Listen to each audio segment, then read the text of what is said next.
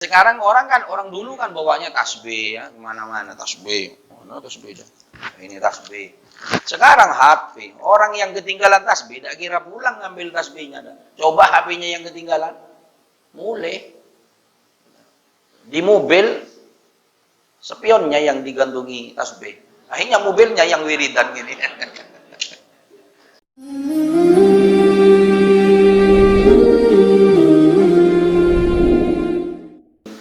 Assalamualaikum warahmatullahi wabarakatuh.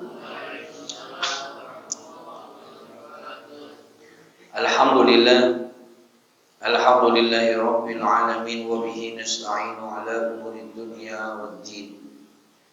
Salatu wassalamu ala asyrafil anbiya'i wal mursalin sayyidina Muhammadin wa ala alihi wa sahbihi ajma'in.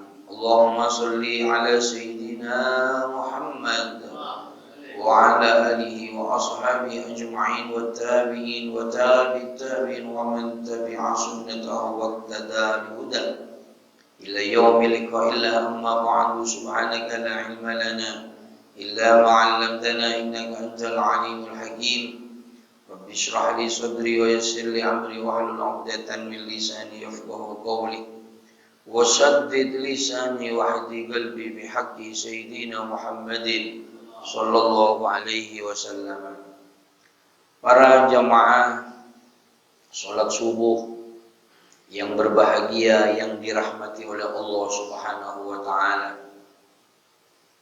Para pengunjung taman surganya Allah yang ada di dunia, yaitu majlis ilmi, majlis ilmu, majlis zikir, yang insya Allah menjadi sebab kita dirahmati oleh Allah Subhanahu wa taala.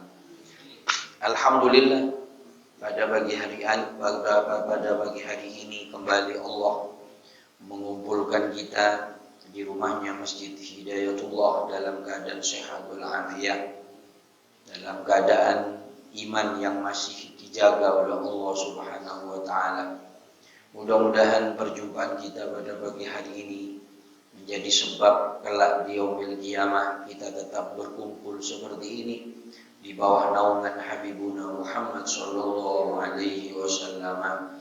Mudah-mudahan kita semua tetap dikumpulkan dunia akhirat oleh Allah bersama dengan orang-orang pecinta-pecinta ilmu, pecinta-pecinta zikir, pecinta-pecinta Nabi Muhammad sallallahu alaihi wasallam. Amin ya rabbal. Para jamaah yang berbahagia dirahmati oleh Allah, seperti kita ketahui bersama, kita saat ini berada di bulan Sya'ban. Bulan yang katanya Nabi, fadzalika syahrun yawfulun nasu anhu. Banyak orang yang di bulan Sya'ban ini melupakan bulan Sya'ban. Artinya meremehkan, yang menganggap enteng Sya'ban ini. Karena kenapa? Karena Sya'ban ini dijepit dua bulan yang mulia, yaitu kemarin bulan mulia Rajab, sekarang dan besok bulan mulia lagi, yaitu bulan Ramadan. Jadi Sya'ban ini banyak orang yang nyepelek lah bahasa Banyuwangi. Banyak orang yang anggap enteng Sya'ban. Padahal kalau kita berkiblat kepada hadisnya Nabi yang sering kita dengar, yaitu inna rajaba syahrullah wa sya'ban syahri wa ramadan syahrul ummati. Rajab ini bulannya Allah, sudah kita lewati dengan segala kemuliaannya kemarin. Dan hari ini Sya'ban syahri kata Nabi. Sya'ban bulannya aku. Nah ini kan tidak mungkin bulan yang elek diaku sama bulannya Nabi. Dan apa-apa yang selalu bergandeng dengan mulia pasti ikut mulia. Nah ini dempet sama Nabi Muhammad, ya apa yang tidak akan ikut mulia. Kan gitu. Nah, kenapa sering kita dengar, sering saya sampaikan juga bahwasanya kenapa dikatakan bulannya Nabi? Karena di bulan ini Nabi mendapatkan anugerah yang terbesar, yaitu dengan diturunkannya ayat innallaha malaikatahu yusholluna 'alan nabi ya ayyuhalladzina amanu shollu alaihi wasallimu taslima. Ayat ini turun di bulan Sya'ban menunjukkan betapa Nabi ini tinggi pangkatnya di hadapan Allah. Allah, para malaikat bersolawat kepada Nabi. Lantas kita ini tidak mau solawat. Ya, Allah saja yang punya dunia, malaikat yang tidak pernah berdosa kepada Allah bersolawat kepada Nabi. Cuman solawatnya berbeda karena lantas memang masa kita sama dengan yang menciptakan kita solawatnya. Solawatnya Allah berupa rahmat. Solawatnya malaikat berupa memintakan ampun kepada Allah Subhanahu wa ta'ala. Nah, sedangkan kita solawatnya kita Allahumma sholli ala sayyidina Muhammad. Allahumma sholli ala Muhammad. Kan seperti itu. Solawat kepada Nabi Muhammad. Dan lagi ditambah lagi ayatnya, ya ayyuhalladzina amanu shollu alaihi. Orang yang beriman, solawat kamu kepada Nabi, katanya Allah. Shollu ini kalimat perintah, suruh solawat kita kepada Nabi. Makanya orang yang paling dekat besok dengan Nabi adalah orang yang paling banyak solawatnya. Yang menjadi pertanyaan, kita ini termasuk orang yang banyak solawat apa enggak? Jawabannya sampean sendiri yang tahu. Apa? Banyak solawat, ya alhamdulillah. Banyak solawat, Pak Mahrus banyak solawat. Oh amin. Ya, amin. Ditanya, berapa sehari? 1. Oh, alhamdulillah. Itu minimal ya, 100. Nah, kita sholat sudah solawat ya. Kita hitung, kita dalam sholat itu solawat. Orang yang sholat pasti solawat. Kan gitu. Makanya solawat ini wajib, menjadi bacaan wajib di dalam sholat. Hanya orang yang sholat tidak baca sholawat, otomatis sepakat batal sholatnya. Sepakat itu sudah ulama. Tidak ada yang mengesahkan orang sholat tidak membaca sholawat. Beres sudah. Makanya di dalam rukun sholat, sholawat kepada Nabi di tahiyyat akhir itu wajib, dan kepada keluarganya ini sunnah aba'at. Sunnah yang apabila tidak dibaca dianjurkan untuk sujud sahwi kepada Nabi, kepada keluarganya. Allahumma sholli ala sayyidina Muhammad wa ala ali sayyidina. Kepada keluarganya tidak dibaca, cuma Allahumma sholli ala sayyidina Muhammad, maka dianjurkan sebelum salam sujud sahwi. Masuk sunnah abad. Makanya kalau ngimami sholat tarawih besok itu usahakan sampai wa ala ali. Allah, syahadu la ilaha illallah, syahadu anna Muhammadar Rasulullah, Allahumma sholli ala sayyidina Muhammad wa ala ali sayyidina Muhammad, baru assalamualaikum warahmatullahi wabarakatuh. Assalamualaikum warahmatullahi wabarakatuh. Jangan Allahumma sholli ala Muhammad, waalaikum. Karena kesusu cepatnya. Nah ini para jamaah ini. Jadi sholawat ini bulan Sya'ban, bulan sholawat. Makanya kita ini minimal lah di bulan Sya'ban ini tambahi kadar sholawat kita kepada Rasulullah sallallahu alaihi wasallam. Bayangkan ya, man shalla alayya sholatan sallallahu alaihi asyran. Siapa orang yang sholawat kepada Nabi 1 kali, Allah memberi rahmat kepada kita. Sholawat kepada itu memberi rahmat tentunya, itu 10 kali. 10 kali. Balasannya Allah 10 kali. Dosa kita 10 diangkat oleh Allah. Kita bacanya 1. Malaikat mendoakan kita, hajatnya 10 kali kabul ya Allah. Coba. Makanya orang baca sholawat hajatnya mesti dikabul. Cuma pertanyaannya kita baca apa enggak? Yang kedua istiqomah apa enggak? Ya kalau baru doa sepisan enggak usah ngenteni. Baru doa 100 ditunggu mana? Enggak kabul-kabul ini. Nah, ini enggak bisa. Nabi Yunus saja Nabi 40 hari dikabul oleh Allah. Doanya bisa nyampe kepada Allah, artinya baru dikabul sama Allah. Apalagi Yunus, bukan Nabi maksudnya, ya, bisa lebih, gitu kan? Nah ini di bulan Sya'ban perbanyak kita baca sholawat, duduk. Cuman sekarang ini kan jarang ya, mulai ada HP ini ya, termasuk yang ngomong juga, ya ndak rodok sedikit dikurangi, yang jelas ndak sama Pak harus ndak sama, cuma ada bedanya dikit, cuman iya gitu. Ya, apa sekarang orang dulu kan bawanya tasbih ya, kemana-mana tasbih. Mana tasbih dah. Ini tasbih. Sekarang HP, orang yang ketinggalan tasbih, tidak kira pulang ngambil tasbihnya. Coba HP-nya yang ketinggalan, mulai di mobil, spionnya yang digantungi tasbih. Akhirnya mobilnya yang wiridan gini. Pak Haji ini mobilnya ada tasbihnya itu. Oh, Pak Haji tak kira wiridan, begini HP aja. Mobilnya yang wiridan. Wah, bawa. Oh, bawa juga. Panas. Panas Haji. Gitu ya. Iya. Nah, ini. Sekarang itu. Jadi padahal orang bawa tasbih ini, orang tasbih bawa tok. Kita tidak wiridan, bawa tok. Kita dianggap wiridan. Dan lagi hikmahnya bawa tasbih ini, kita mau bikin dosa, ingat tasbih wurung ya. Artinya malu ya sama tasbih. Tasbih. Akhirnya seperti itu. Ini sebagai filter.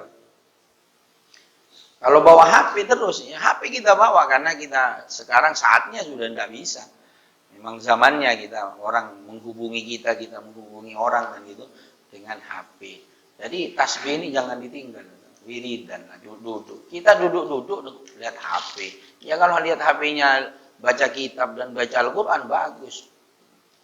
Mainnya game, lihat atau yang berpostur montok, macam-macamnya di HP. Kalau wiridan diam-diam Masya Allah. Ini bulan sholawat. Terus katanya Nabi lagi bulan Sya'ban ini yaitu turfa'u fi amalun nas, diangkatnya amal manusia yang tahunan ya. Amalnya manusia ini bukan hanya bulan Sya'ban yang diangkat. Ini amal tahunan yang diangkat. Secara global ini diangkat, disetor kepada Allah Subhanahu wa taala. Apa kata Nabi? Fa uhibbu alla yarfa'u amali illa wa ana sha'im. Saya ingin amal saya ini disetor kepada Allah, keadaan saya dalam keadaan berpuasa. Artinya dalam keadaan beramal baik. Maka jadi sebab kita ini diampuni oleh Allah. Nah, itu makanya sunnah puasa.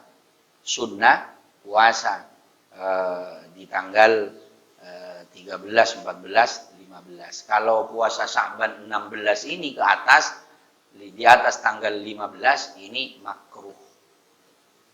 Ya, elek, tidak boleh, sudah penting tidak usah puasa. Boleh berpuasa kapan? Satu, orang yang punya utang puasa. Ya, orang punya utang ya tidak usah ini piye ini mau bayar sudah tanggal 20 ini, tidak ada piye-piye yang buat bayaran.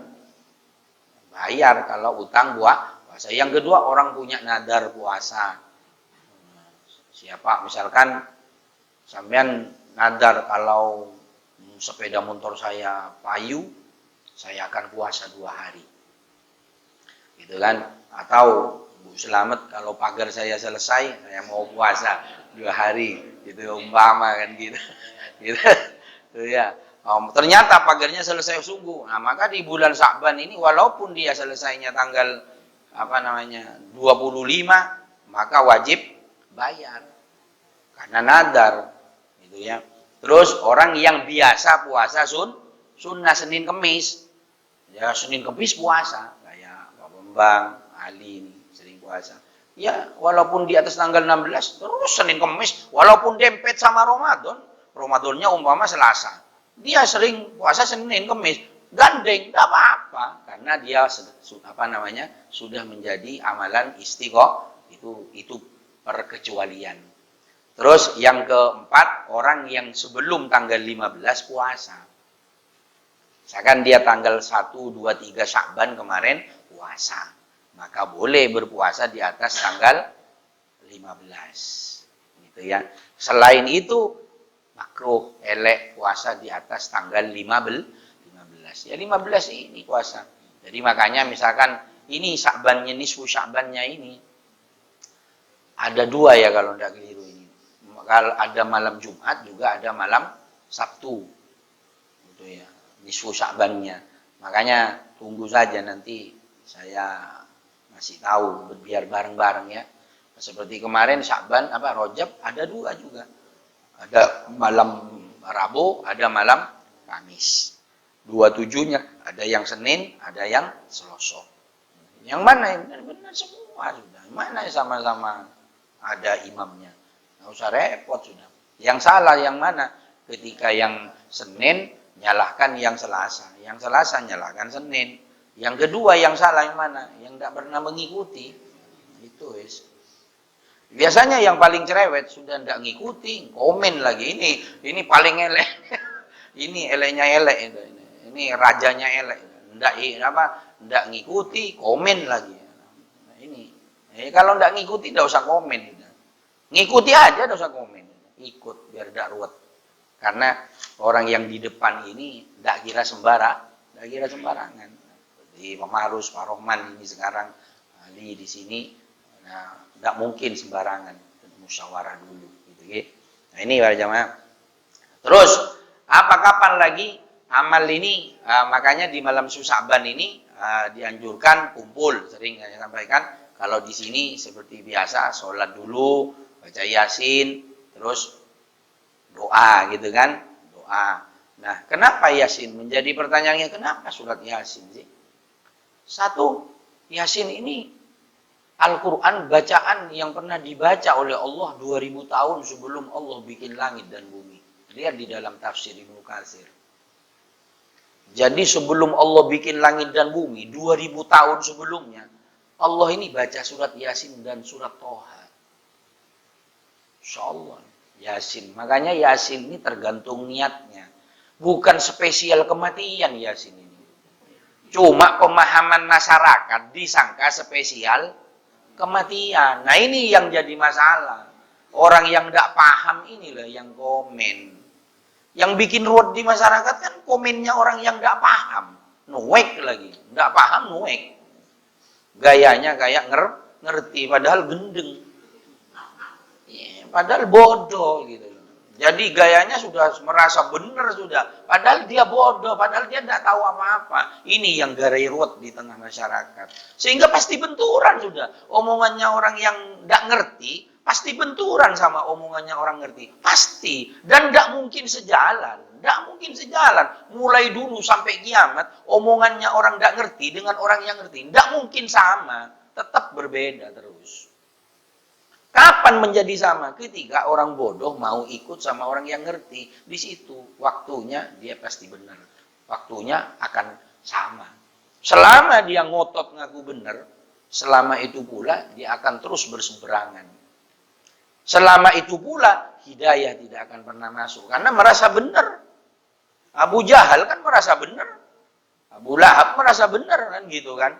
Padahal dirinya bodoh. Padahal dia ketemu Nabi. Ketemu Nabi. Kita ini tidak ketemu Nabi. Abu Jahal, Abu Lahab ini ketemu Nabi. Tapi karena ditutup matanya. Sehingga dikatakan oleh Al-Quran, la ta'mal absaru walakin ta'mal qulubul lati bis-sudur. Bukan matanya yang buta, tapi hatinya yang buta. Diumpamakan oleh ulama seperti gerang. Gerang itu. Gimana ada gerang matanya merem? Semua namanya gerang matanya melek, tapi tidak ngelihat. Gitu ya. Itulah orang yang perumpamaan orang yang tidak ngerti, pura-pura ngerti, akhirnya salah semua. Makanya jenengan kalau memang tidak tahu, jujurlah kepada dirinya bahwasanya kita tidak tahu. Lebih bagus bertanya daripada nuek. Gitu ya. Lebih bagus bertanya dulu. Sebentar, saya belum tahu. Tanya. Itu akan lebih bijaksana. Itu akan lebih menempatkan kita di tempat yang mulia di sisi Allah Subhanahu wa ta'ala. Ini jadi makanya baca Yasin ya. Jadi umpama orang kematian, Yasin bagus, akan jadi sebab diampuni dosanya oleh Allah. Terus pernikahan umpama baca Yasin, selamatannya umpama. Mau hataman tidak nemu orang umpama baca Yasin, ya tidak apa-apa. Tidak apa-apa, barokahnya Yasin. Doanya barokahnya Yasin, ya Allah, jadikan keluarga ini keluarga sakinah mawaddah warahmah. Selesai. Saya punya saudara kepengin ke Mekah, ada punya uang, ngamalkan Yasin satu malam 41 selama 40 hari. Naik haji. Dikabul sama Allah. Ya sekarang apa Apa? La yaruddul qada illa du'a. Tidak ada yang bisa merubah takdirnya Allah kecuali doa. Kalau doanya dikabul, orang jualan kopi di atas gunung pasti laris. Kalau doanya sudah dikabul sama Allah, sembunyi dicari sama orang. Kalau doanya dikabul. Orang yang menurut manusia tidak mungkin, kalau doanya dikabul akan mungkin. Akan mungkin. Dan seperti itu. Apa saja sudah kalau kita ini bersemangat berdoa mengambil barokah dari surat Yasin, penglaris dijadikan penglaris Yasin hebat, nggak usah masang jimat di atas ya tidak apa-apa sih. Cuman kebanyakan jimat memang dulu itu kan kenapa dikasih jimat itu kan orang dulu bodoh-bodoh ya, nggak bisa moco. Sehingga dikasihlah sama ulama barangkali barokahnya ada ayat di situ jadi selamat. Tidak apa-apa ngasih. Ini taruh supaya berkah. Tidak apa-apa. Cuman kita harus ngerti ketika naruh. Sekarang yang naruh bukan ditaruh bukan malah ayatnya Allah, malah sikil jaran. Di rumah-rumah di desa-desa ya ada apa namanya? Tapal kuda ya. Sepatunya kuda itu ya, sepatu kuda yang dari dari besi putih itu ya, itu digantung, katanya tolak bala.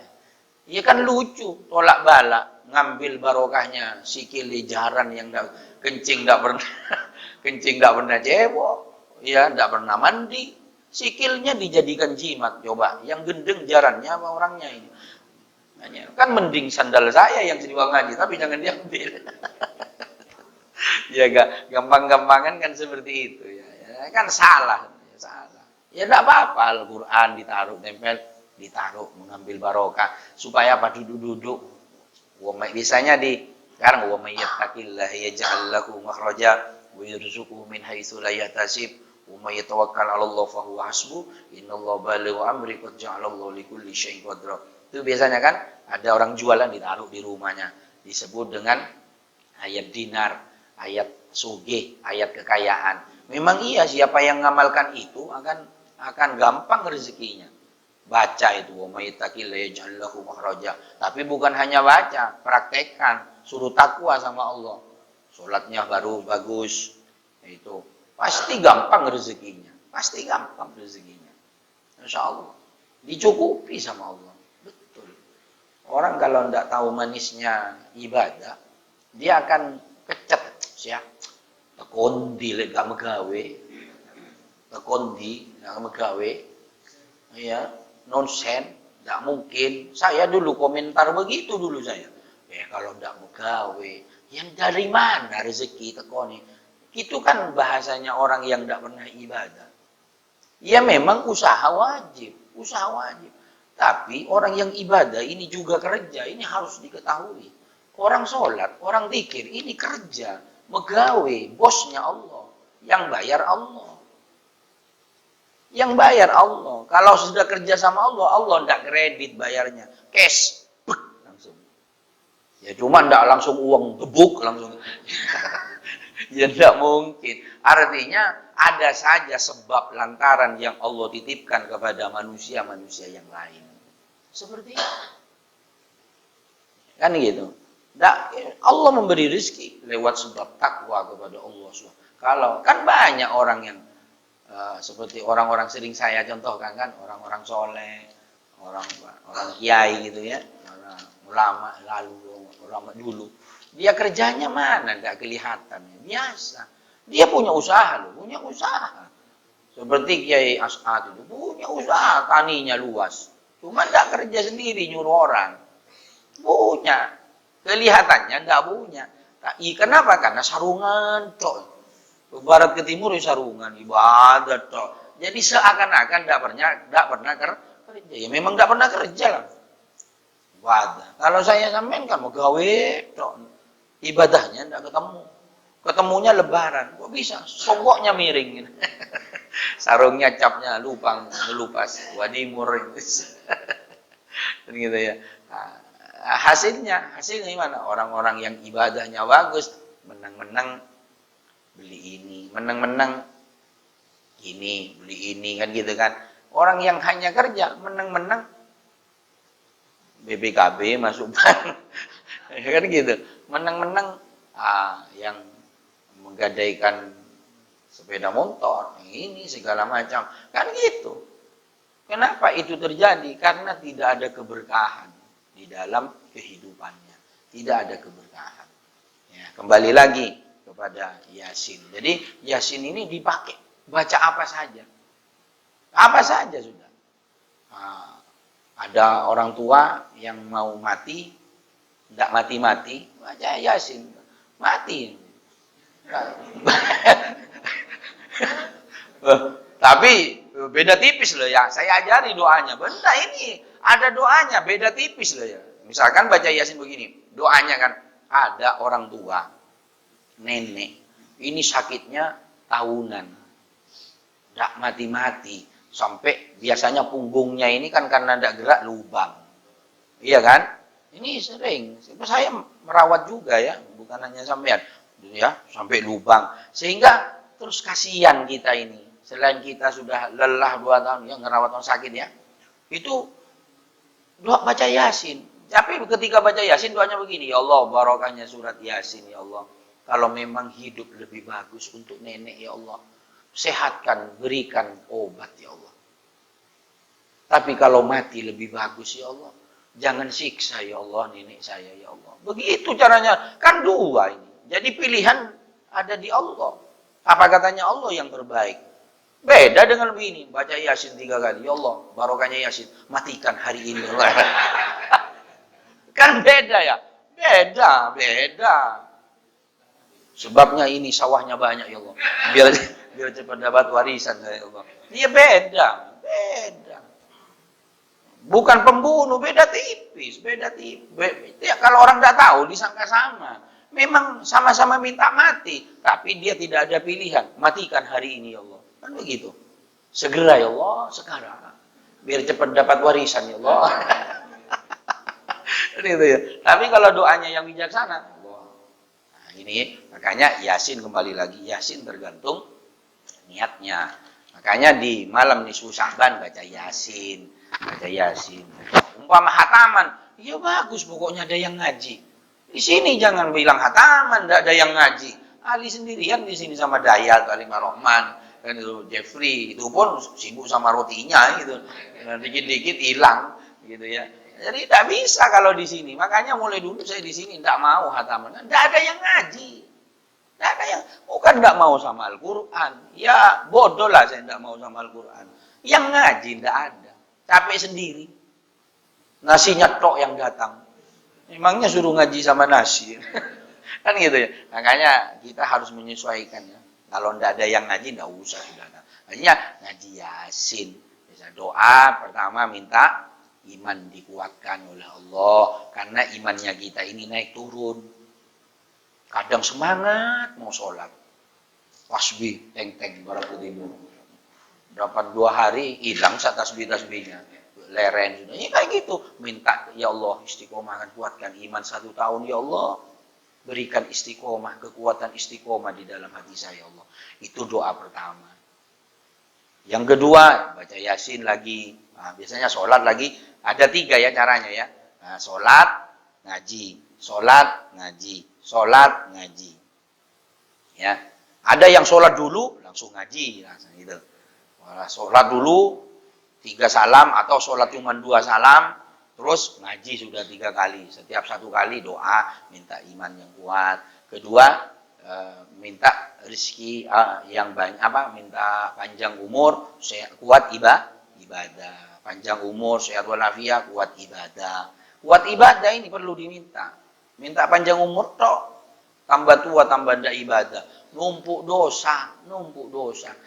Mestinya di neraka cuma sehari, bisa 10 tahun nanti. Gara-gara usia kita 100 tahun tapi tidak dipakai untuk ibadah kepada Allah. Terus yang ketiga, sholat, ngaji, ataupun sholat dulu atau langsung ngaji, minta rezeki yang banyak, halal barokah. Halal barokah. Karena dari rezeki ini akan menjadi power, kekuatan untuk beribadah. Rizki yang baik akan mendorong, yang halal akan mendorong seseorang semangat ibadah. Tapi rizki yang elek, yang haram akan mendorong orang itu untuk bermaksiat kepada Allah Subhanahu wa ta'ala. Itu ciri-cirinya. Nah, umpama ndak sholat, langsung ngaji. Ya ndak apa-apa. Ndak sholat, ndak ngaji, ndak apa-apa. Langsung makan umpama. Ndak apa-apa, kebacut cuma. Kan gitu, umpama. Jadi jangan dijadikan masalah ya. Jangan dijadikan masalah. Umpama sudah gitu, diono dalile mano, ndak usah sudah, ndak mau ikut, ndak usah ikut, mau ikut oh gitu, biar ndak tukaran. Seperti ini pilihan, ini sunnah, ndak dikerjakan ndak apa-apa. Cuman kalau ngumpul-ngumpul terus tidak ada yang dibaca, mau apa di sini? Kan gitu kebijakan daripada ulama mulai dulu, seperti itu tujuannya. Ngumpulkan orang ini mau apa ke sini? Kalau tidak diisi dengan ngaji, tidak diisi dengan dzikir, tidak diisi dengan pengajian, mau apa mengumpulkan orang-orang? Kan begitu. Jadi diisi, tidak usah komen. Mau silakan datang, nggak mau tidak usah datang, tidak apa-apa. Tidak ada paksaan, la ikraha fiddin, tidak ada paksaan di dalam agama. Seneng monggo, tidak seneng sudah beres. Semuanya besok ada perhitungannya. Yang kita ibadah, ya tak kira dia yang menikmati, pasti kita. Wa may ya'mal mithqala dzarratin khairan yara wa may ya'mal mithqala dzarratin. Jadi kita yang ikut, jangan usah maksa, enggak usah biarkan. Mau monggo, enggak mau monggo. Yang jelas pasti suatu saat ketika masalah kematian, mereka pasti butuh kita. Pasti butuh kita yang sholat. Pasti tidak mungkin nyari orang lain. Pasti nyari kita yang ibadah kepada Allah. Mungkin hari ini tidak butuh, besok pasti dicari kita. Pasti wes. Kepengen tahu orangnya saya. Pasti. Makanya biar tidak ada paksaan di dalam agama. Gelem iya, tidak gelem iya. Urusan ini dewek-dewek, nafsi-nafsi. Kita yang penting istiqomah. Jangan mikir orang. Yang penting kita bagaimana tidak berubah. Tetap istiqomah. Ini yang hebat. Apalagi yang mau dibawa kita mati apa? Kok kita hanya semangat nyari uang. Kok tidak semangat numpuk rekening pahala. Sementara usia kita semakin dekat dengan ajal. Sangu yang mana yang akan kita bawa mati? Ayo. Sedekah yang dapati sedekah. Apanya yang mau kita bawa? Kalau tidak sholat, kalau tidak baik sama tetangga, kalau tidak sedekah, kalau tidak ngaji seperti ini. Kita ngaji seperti ini kan ngaku dosa, banyak dosa. Mungkin dengan sebab hadir pengajian, berharap dosa kita diampuni oleh Allah SWT. Kan itu tujuannya ini. Justru kita ini ngaku banyak dosa, bukan ngaku suci datang ke pengajian ini. Kita datang ke pengajian ini ngaku bahwasanya kita ini banyak dosa. Dengan sebab datang ke banyak, dengan harapan mudah-mudahan dosa kita disepuro oleh Allah. Bukan sok suci, justru yang tidak ibadah ini dia ngaku suci. Karena dia merasa tidak berdosa kepada Allah Subhanahu wa ta'ala. Kita ibadah ini ngaku banyak dosa. Sama seperti baju. Kenapa dicuci? Karena kotor. Jadi kalau tidak kotor ngapain dicuci? Kalau di lemari berarti dia sudah bersih, jadi tidak perlu dicuci. Kan gitu. Orang yang dimasukkan ke tempat cucian berarti kotor. Berarti orang yang datang ke masjid, orang yang ibadah berarti ngaku banyak dosa kepada Allah Subhanahu wa ta'ala. Lebih-lebih kita ini di bulan Sya'ban, bulan yang Allah mengampuni. Fayaghfiru li jami'i khalqihi.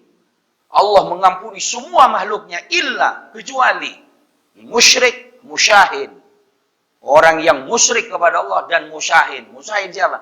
Orang yang punya kebencian kepada sesama Islam, itu tidak akan dapat ampunan dari Allah Subhanahu wa ta'ala.